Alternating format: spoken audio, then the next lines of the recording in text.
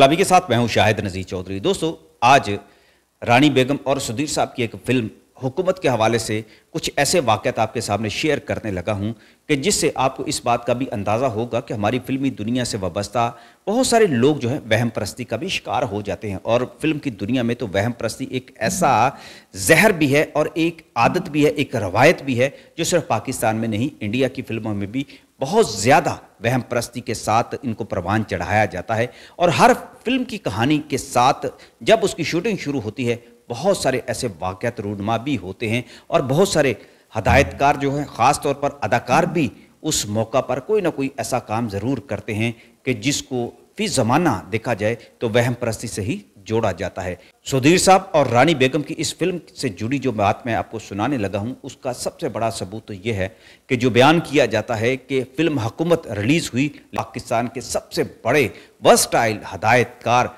खलील कैसर का कत्ल हो गया था और उनके कत्ल के बाद ही ये फिल्म जो थी रिलीज़ हुई थी।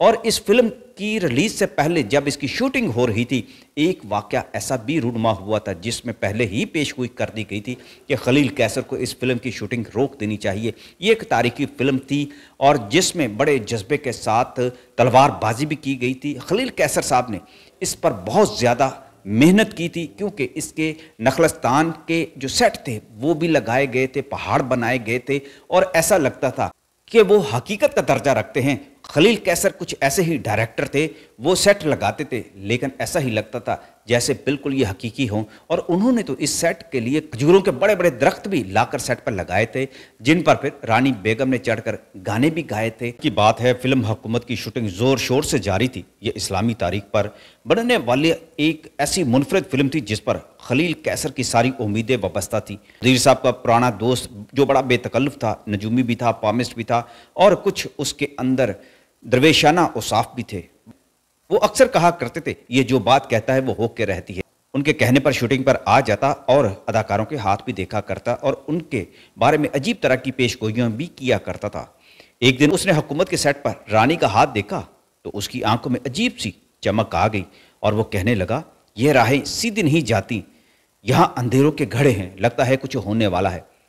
रानी सहम गई और उसने कहा, मैं तो अभी जाकर अपना सदका उतारती हैं। फिर उसने सुधीर साहब का हाथ थामा, लम्हा भर को खामोशी छा गई। फिर धीरे से कहने लगा, खून बहेगा लेकिन यह जख्म तकदीर का पैगाम है, वो बहुत बड़ा जो हादसा है वो टलने वाला है, दुआ करो।